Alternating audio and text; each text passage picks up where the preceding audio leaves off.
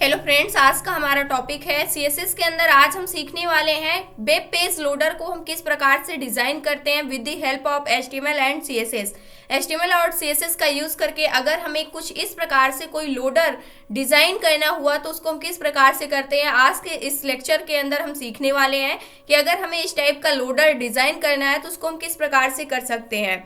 जैसे अगर हम किसी भी पेज को ओपन करते हैं, किसी भी वेब पेज को ओपन करते हैं, तो उस कंडीशन पे क्या होता है, अगर नेटवर्क इशू होता है, नेटवर्क स्लो होता है, तो उस कंडीशन पे हमारे पास एक लोडर डिस्प्ले होता रहता है जो कि कुछ इसी फॉर्म में होता है। तो उसको हम किस प्रकार से क्रिएट कर सकते हैं एचटीएमएल एंड सीएसएस का यूज करके, उसी चीज को आज हम इस लेक्चर के अंदर सीखने वाले हैं। तो इस टाइप का लोडर हमें क्या करना है, डिजाइन करना है। तो इसको डिजाइन करने के लिए सबसे पहले हम क्या करने वाले हैं, अभी के लिए इसको रिफ्रेश करेंगे तो पूरी तरीके से क्या हो गया है, यहाँ से हट गया है। अब हमें क्या करना है, सबसे पहले यहाँ पर हमारे पास एक HTML की फाइल है एंड एक CSS की है। इन दोनों को हमने एक सेम फोल्डर के अंदर रखा हुआ है जो कि हमारा है वेब पेज लोडर नेम का, इस फोल्डर के अंदर क्रिएट किया हुआ है। सबसे पहले हम यहाँ पर क्या करने वाले हैं, एमेट की हेल्प से बॉयलर प्लेट कोड को जनरेट कर लेते हैं। अब यहाँ से जहाँ पर टाइटल है, यहाँ पर हम क्या देने वाले हैं, टाइटल के अंदर यहाँ पर हम दे देते हैं title web page loader.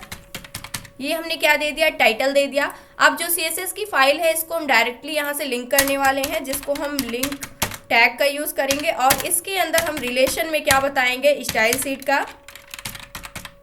Seat का रिलेशन है। उसके बाद हम क्या देने वाले हैं, यहाँ से लिंक हम पास कर देंगे, जो हमारी स्टाइल सीट है उसका नेम हमने दे दिया। अब यहाँ से बॉडी के अंदर क्या करना है, हमें पता था हमारे पास एक हेडिंग टाइप में था जिसके अंदर लोडर लिखा हुआ था, तो यहाँ से एक H1 हेडिंग लिख लेते हैं जिसके अंदर हम क्या लिखने वाले हैं, लोडर, सिंपल सा। उसके बाद हम यहाँ पर एक ड्यू क्रिएट करने वाले हैं। यहाँ से हमने एक ड्यू को क्रिएट कर लिया जिसको हमने क्लास नेम दे दिया। यहाँ से अगर आप डायरेक्टली ड्यू को क्रिएट करना है और क्लास नेम भी देना है तो आप डायरेक्टली क्लास नेम लिख सकते हैं, जैसे डॉट हमने लिखा, उसके बाद क्लास नेम हमें देना है लोडर। यहाँ से डायरेक्टली इस प्रकार से हम ड्यू को भी क्रिएट कर सकते हैं। अब इसके अंदर हमें क्या करना है, लोडर को डिजाइन करना है, तो उसके लिए हम ड्यू के अंदर कुछ भी नहीं लिखने वाले हैं, सिंपल सी इसकी CSS प्रॉपर्टी को हम सेट करने वाले हैं। जो हमारी क्लास लोडर है इसके लिए हम CSS प्रॉपर्टी को यहाँ पर इम्प्लीमेंट करने वाले हैं। तो यहाँ से हमने डॉट लोडर क्लास नेम ले लिया और इसके बाद इसकी CSS प्रॉपर्टी के अंदर हम क्या लिखने वाले हैं, सबसे पहले हम इसकी हाइट और विड्थ को सेट कर लेते हैं। जैसे इसकी विड्थ को हमने सेट कर दिया, इसकी हाइट और विड्थ जो होगी वो इक्वल होगी, तभी जो हमारा लोडर होगा क्या होगा, एक सर्कल के फॉर्म में डिजाइन होगा।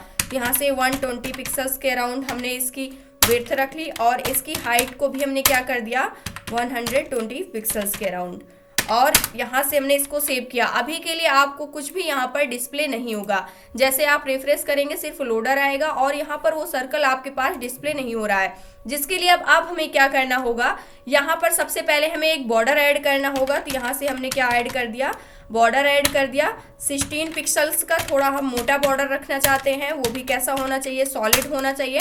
और इसको हम एक कलर दे देते हैं हैश, उसके बाद F3 इस प्रकार से हमने एक वाइट सा कलर इसको दे दिया है और इसको सेव किया। सेव करने के बाद यहाँ से अगर हम रिफ्रेश करते हैं तो यहाँ पर अगर आप देखें तो इस प्रकार का बॉर्डर क्या हो रहा है, यहाँ पर डिस्प्ले हो रहा है। इसके लिए अभी के लिए हम जो पूरी की पूरी हमारी बॉडी है इसके लिए एक बैकग्राउंड कलर हम सेट कर देते हैं, ताकि आपको समझ में आए कि किस प्रकार से जो हमारा बॉक्स है वो डिज़ाइन हो रहा है। यहाँ पर लोडर के लिए यहाँ से हमने बैकग्राउंड कलर इसको क्या सेट कर दिया, यहाँ से लाइम सेट कर दिया इस प्रकार से, और इसको सेव किया। सेव करने के बाद अभी के लिए रन करते हैं तो यहाँ से आप देख सकते हैं ये हमारा ड्यू वाला एरिया है, जिसके लिए यहाँ पर बॉर्डर जो दिया गया है 16 पिक्सल्स का सॉलिड है और उसका व्हाइट सा कलर है, यहाँ पर क्या हो गया है, सेट हो गया है। इसको थोड़ा सा हम यहाँ पर जूम आउट कर लेते हैं। अब इसके बाद हम क्या करने वाले हैं, इसको हमें सर्कल बनाना है। तो हमें पता है जब भी हमें किसी भी यहाँ पर जो हमारा स्क्वायर ब्रैकेट होता है, रेक्टेंगल होता है, तो उस कंडीशन पे यानी जिसकी हाइट एंड विड्थ सेम होती है, अगर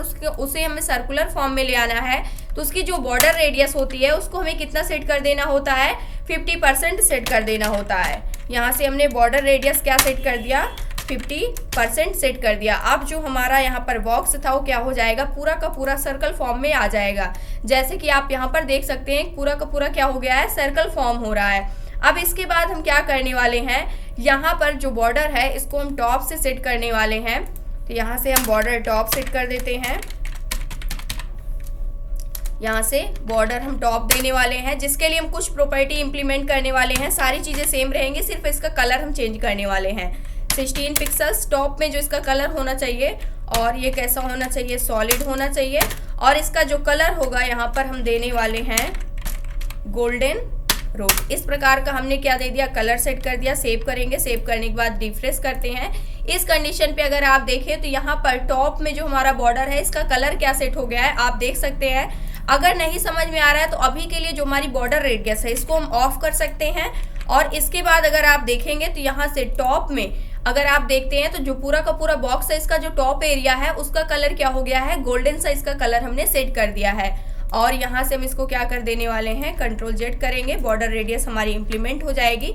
अब इसके बाद हमें क्या करना है, यहाँ पर हम इस पे एनिमेशन इंप्लीमेंट करना चाहते हैं। एनिमेशन की हेल्प से यहाँ पर हमारे पास क्या होगा, जो हमारा लोडर है ये क्या होगा, लोड होता हुआ हमें डिस्प्ले होगा, जिसके लिए हम एनिमेशन को ऐड करने वाले हैं। जिसके लिए सबसे पहले हम यहाँ पर क्या डिज़ाइन कर लेते हैं, इसका की फ्रेम से डिज़ाइन कर लेते हैं। जिसके लिए हम क्या यूज़ करते हैं, @ और यहाँ से हमने ले लिया @ उसके बाद की फ्रेम्स, यहाँ से इसको लिया। और इसके बाद हम क्या करने वाले हैं, यहाँ पर जो हमारी एनिमेशन है उसका नेम क्या होने वाला है, इसलिए सबसे पहले हम एनिमेशन को बताएंगे। यहाँ से हमने एनिमेशन ले लिया, साथ में हम यहाँ पर की फ्रेम्स किसके लिए इंप्लीमेंट करने वाले हैं, यहाँ पर जो इसका रोटेशन है वो क्या होना चाहिए, सर्कल के अंदर रोटेट होना चाहिए, यानी 0 डिग्री पर कितना रोटेट होना चाहिए, यहाँ पर 360 डिग्री पर कितना रोटेट होना चाहिए। इस प्रकार से हम रोटेशन इस पर इंप्लीमेंट करना चाहते हैं। तो यहाँ से हम इसका नेम सिंपल सा ले सकते हैं, स्पिन। और इसके बाद ये हमारी एनिमेशन का नेम होगा, जो स्पिन है एनिमेशन का नेम है। 2 सेकेंड यहाँ पर टाइमिंग फिक्स कर देते हैं। उसके बाद ये कैसे होना चाहिए, लीनियर फॉर्म में क्या होना चाहिए, हमारा एनिमेशन वर्क करना चाहिए। उसके बाद कितने टाइम तक चलना चाहिए, यहाँ से हमने टाइमिंग इसकी इनफाइनाइट सेट कर दी है। अब स्पिन के लिए हम यहाँ पर क्या सेट करने वाले हैं, स्पिन लेंगे, की फ्रेम्स। उसके बाद इसी प्रॉपर्टी के ऊपर जो हमारी एनिमेशन है वो इम्प्लीमेंट होनी चाहिए। हम चाहते हैं जब हमारा यहाँ पर जो हमारी एनिमेशन है 0% पर क्या होनी चाहिए, 0% पर जो ट्रांसफॉर्म है वो कितना होना चाहिए, यहाँ से 0 डिग्री रोटेट होना चाहिए। यहाँ से हम यूज़ कर लेंगे ट्रांसफॉर्म, रोटेट कितना होना चाहिए, रोटेशन हमें करना है जो कि 0 डिग्री होना चाहिए। 0 डिग्री हमने सेट कर दिया और इसको सेव किया। सेव करने के बाद अभी के लिए यहाँ से रिफ्रेश करते हैं तो कुछ भी आपको डिस्प्ले नहीं हो रहा है, क्योंकि बाय डिफ़ॉल्ट ये 0 डिग्री पे ही है। लेकिन हम चाहते हैं जब ये 100% हो, यानी कि जैसे ये स्टार्ट हो 0 डिग्री से, उसके बाद 100% तक पहुँचते पहुँचते ये कैसे रोटेशन इसका होना चाहिए, जो ट्रांसफॉर्म हुए वो क्या होना चाहिए, ये रोटेट होना चाहिए। कैसे रोटेट होना चाहिए, 360 डिग्री, इस प्रकार से रोटेशन होना चाहिए। और इसको हमने सेव किया। सेव करने के बाद अब अगर रिफ्रेश करते हैं तो यहाँ से आप देख सकते हैं यहाँ पर रोटेशन क्या हो चुका है, स्टार्ट हो चुका है। अगर यहीं पर हम बीच में और भी इम्प्लीमेंट करना चाहते हैं, हम चाहते हैं जब ये 50% पे पहुँचे उस कंडीशन पे कैसे रोटेट होना चाहिए, जो इसका ट्रांसफॉर्म है वो क्या होना चाहिए, ये रोटेट तो होना चाहिए लेकिन ये 180 डिग्री पर ही रोटेट होना चाहिए। इस प्रकार से भी हम क्या कर सकते हैं, सेट कर सकते हैं, जैसे हमने यहाँ पर सेट कर दिया। अब अगर आप देखेंगे तो इसमें कुछ चेंजअप आपको नज़र आएगा। यहाँ से आप देख सकते हैं कि थोड़ा बहुत यहाँ पर क्या हुआ है, चेंज हुआ है। तो इस प्रकार से हम क्या कर सकते हैं, इम्प्लीमेंट कर सकते हैं। अगर यहाँ पर अभी नहीं समझ में आ रहा है, हम चाहते हैं कि 0 डिग्री पर जब है तब उस कंडीशन पे जो इसका कलर है वो कैसा होना चाहिए, हम इस पे कलर अगर इम्प्लीमेंट करना चाहते हैं तब उस कंडीशन पे इसका कलर यहाँ पर रेड होना चाहिए। और यहाँ से हम देना चाहते हैं रेड होना चाहिए। और उसके बाद इसको सेव करके अगर हम चेक करते हैं तो यहाँ पर क्या होगा, 0 डिग्री पर इसका कलर चेंज होगा। और यहाँ पर आ जाते हैं सबसे पहले, और इसके बाद हम चाहते हैं 50 डिग्री जब 50% पे जब हो उस कंडीशन पे, यानी 180 डिग्री जब रोटेशन हो उस कंडीशन पे जो इसका कलर है, यहाँ से हमें इसके लिए बैकग्राउंड कलर सेट करना होगा। कलर प्रॉपर्टी नहीं सेट करना है, यहाँ से हमने क्या सेट कर दिया, बैकग्राउंड कलर सेट कर दिया। और यहाँ से इसके लिए भी हमने क्या सेट कर दिया, बैकग्राउंड कलर क्या हो जाना चाहिए, यहाँ से हम चाहते हैं ये ब्लू हो जाना चाहिए। और इसको हमने राइट क्लिक करके फॉर्मेट डॉक्यूमेंट किया और सेव किया। सेव करने के बाद अब रिफ्रेश करते हैं तो आप देख सकते हैं इसका जो कलर है वो भी क्या हो रहा है, चेंज हो रहा है। 0 डिग्री पर इसका कलर अलग है, उसके बाद 180 डिग्री जब हुआ तो इसका कलर क्या हो रहा है, चेंज हो रहा है। इसी प्रकार से और भी कलर हम क्या कर सकते हैं, ऐड कर सकते हैं। 100% पे कौन सा कलर होना चाहिए, अभी के लिए जो हमारा 100% है उस कंडीशन पे जो कलर हो रहा है वो आप देख सकते हैं यहाँ पर कैसा हो रहा है, लाइम हो रहा है, यानी जो बैकग्राउंड कलर सेट किया गया है। यहाँ पे हम चाहते हैं कि बैकग्राउंड कलर क्या हो जाना चाहिए, यहाँ पर हम सेट कर देते हैं व्हाइट हो जाना चाहिए। तो इस प्रकार से व्हाइट हटाकर यहाँ पर हम कुछ और रखने वाले हैं। जैसे मान लीजिए हमने यहाँ से क्या ले लिया, पिंक, और इसको हमने सेव कर दिया। सेव करने के बाद अभी के लिए अगर इसको हम रोटेट करते हैं तो यहाँ से क्या हो रहा है, अब आप देख सकते हैं यहाँ पर जैसे रोटेशन हो रहा है उस कंडीशन पे इसका जो कलर है वो भी क्या हो रहा है, यहाँ पर चेंज हो रहा है। तो इसको हम सिंपल सा क्रिएट करेंगे, यहाँ पर हम कलर को नहीं ऐड करेंगे। एक सिंपल सा हम यहाँ पर क्या क्रिएट कर लेंगे, जो हमारा लोडर होगा उसको हम क्या करने वाले हैं, क्रिएट करने वाले हैं। 50 डिग्री को हम यहाँ से 50% पे जो हमने रोटेशन किया था उसको हटा देंगे सिंपल सा। तो हमारे लिए इस प्रकार से क्या हो जाएगा, यहाँ पर जो हमारा लोडर होगा ये क्या हो जाएगा, क्रिएट हो जाएगा।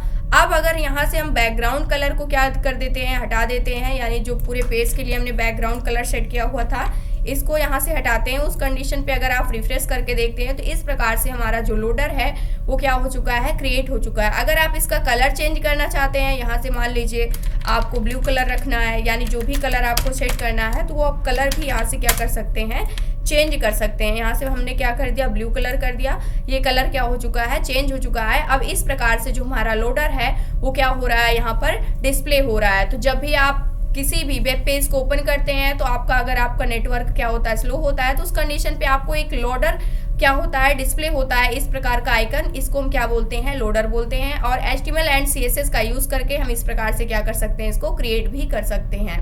तो ये था आज का हमारा टॉपिक। आई होप दोस्तों अगर आज की इन्फॉर्मेशन आपको अच्छी लगी हो तो प्लीज़ वीडियो को लाइक करना, चैनल को सब्सक्राइब करना और दोस्तों के पास शेयर करना।